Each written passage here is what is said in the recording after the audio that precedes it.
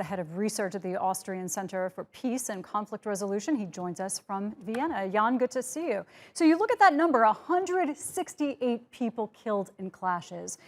Imagine if that happened in Europe or in the West, in the United States, the shock, the weeks and months of coverage that would generate. Why is the world not reacting with outrage over this violence? Yeah, I mean, this is really a good question and totally valid point.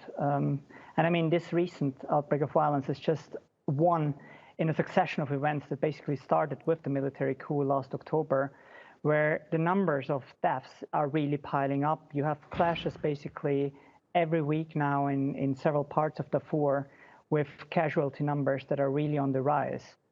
I mean, the really unlucky incidents now is that there's several other crisis regions in the world that get the international attention that Sudan isn't getting basically over the last half year.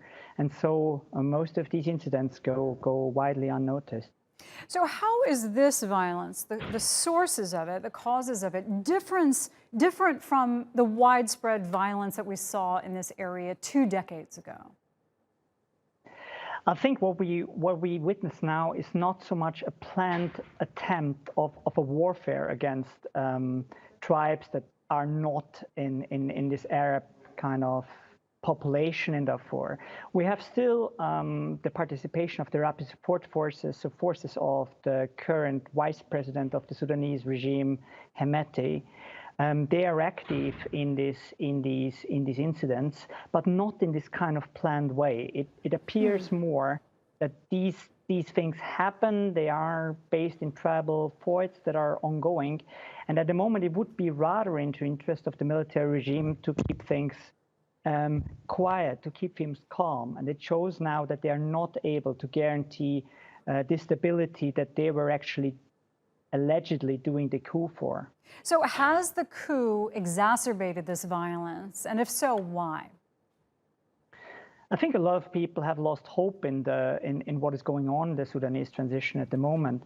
And Darfur is in particular always and has been in the center of opposition movements, of turmoil, and these can unload. And this is what is now happening in tribal tensions as well.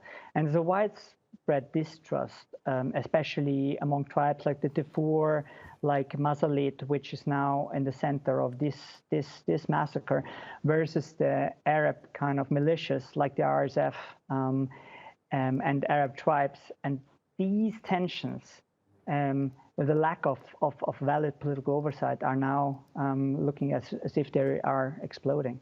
All right, Jan Pospisil, really good to have you and to shed some light on this developing story.